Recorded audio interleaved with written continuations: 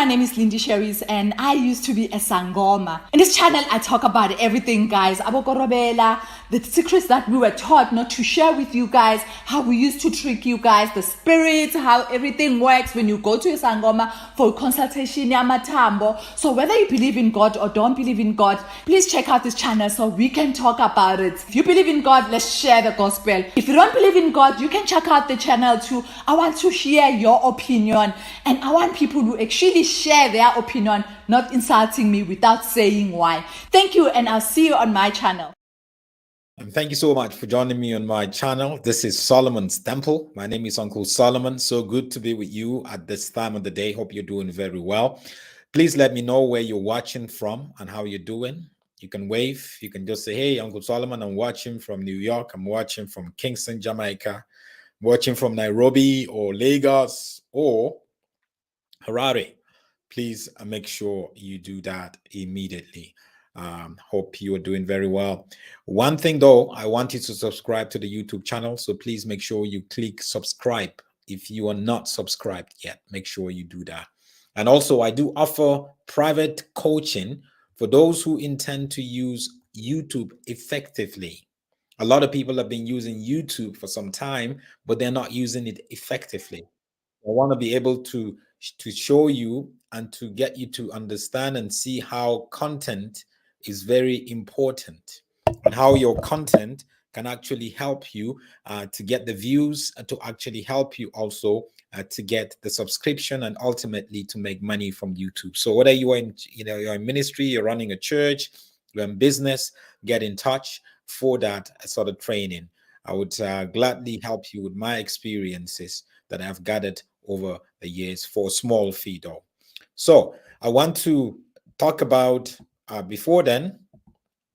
There we go. There's quite a couple of people commenting, so it's only right that I put it out there. Alea, good to have you here. Adebisi Adedonyi is watching from Philadelphia. Al Adleseyes, seems like an Ethiopian name, watching from Austria. Good to have you here, brother Melvin, all the way from North Dakota in the US in Fargo. And Elias, you're watching from Tanzania. Awesome to have you here. And Doda, awesome to have you. John from Cape Town. Suleiman Jobe, watching from Espana, from Spain. Good to have you here, Kenosi, and also Angeline from Namibia, and Levy watching from Limpopo. Good to have you guys. So, is the legacy of TB Joshua going to stand the test of time? Is the legacy of the man who, for me, is without a competitor? He was the biggest charlatan and false prophet to ever come out of the continent of Africa. And he must be in the top 10 false prophets that ever come out in our lifetime in the world. He was a genius in deception and deceived many people over the years. And he divided opinions, obviously. Some people are saying, no, Solomon, he is a true man of God. No, Solomon, he is this and all that. But guys, his life was orchestrated by deception. The very foundation of TB Joshua, the Synagogue Church of All Nations, is deception. And we know he passed away mysteriously. Now they want to keep the legacy. The wife, who was not even a pastor, had to step in. And some of his disciples and evangelists, they had to excommunicate them from the church. And she took over. Because remember, it's a business. That's what business do. But that's not what church should do. When the father passes or when the husband passes, a family member steps in to take over. You don't have to be that way. It doesn't have to be that way. But there's a lot of money involved. It's a multi-million-dollar business. So they had to get a family member to step in. So she stepped in. Over the last year or two, she has built her profile, and she has gotten to a place where she is now known, and she conducts and carried the same pattern of ministry, so-called ministry, that TB Joshua carried. People come, they stand on the queue, she prays for them. Now, in this special deliverance service, you could see the same pattern that TB Joshua has created. I'm going to show you the video right now. And there was a politician called Dele Momodu, very prominent very prominent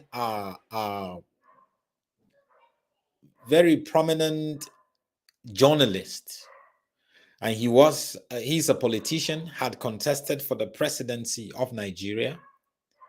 Here you could see the same pattern where how TB Joshua operated, where people queue up and then she goes, and then you hear people screaming from the so-called effect of the deliverance, the anointing that is touching them. So here's the video of TB Joshua's wife conducting a deliverance on Dele Momodu. You would see him in glasses. I think he's wearing a black top. Let me know what you think about it.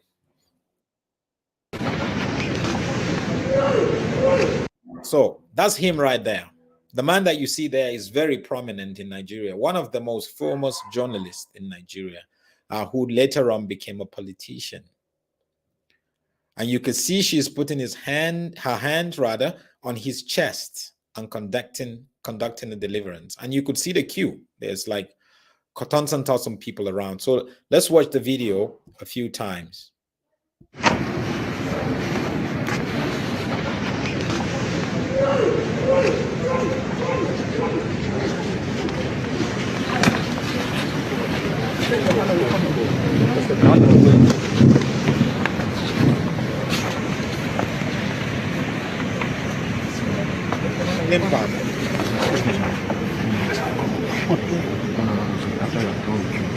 All power in heaven and earth. All works mightily in his people. Same commentary, the way TB Joshua does it. Let's watch it one last time. So this is Dele Momodu,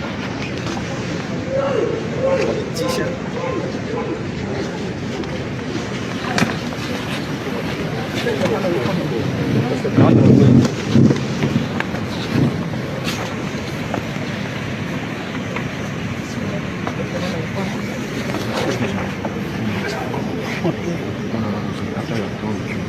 All power in heaven and earth. All works mightily in his people.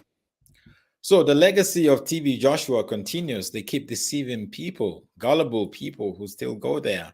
Though the number has decreased drastically, the kind of fanfare and the sort of like news that normally comes out of, the Synagogue Church of All Nations has totally been eclipsed, by the absence of TB Joshua. You remember almost every year you get 2-3 prophecies from TB Joshua about this plane, this is going to happen to this plane, there's going to be this there's that politician is going to win an election and all that. But all of that has totally subsided.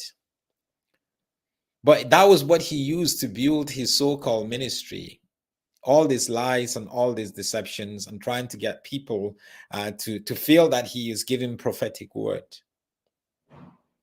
Now his wife has taken over. She is in charge.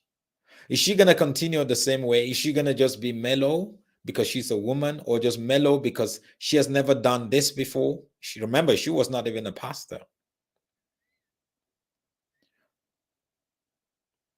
You see, anybody who thinks TB Joshua was a man of God or his wife is a woman of God, you are definitely blind and cannot see the truth. The souls that were destroyed by TB Joshua far outweighs what you think that TB Joshua, the people that TB Joshua helped. No, TB Joshua didn't help anybody. He was playing to the gallery and getting the attention. That was what he was doing. And we must be aware of that and make sure we hold on to the truth and not what we see or what we hear from some of these prophets. For me, TB Joshua's legacy would continue to dwindle. His legacy will continue to be eroded as we go into every year, because the lies have been exposed and there's just no way he can continue this legacy, either his wife or his children. The devil has been exposed. The devil that used TB Joshua has been exposed. And the main the main connector to the evil power, TB Joshua himself, Fatai Balogun Joshua himself, has been taken. So definitely all of that will change. God bless you. Catch you again later.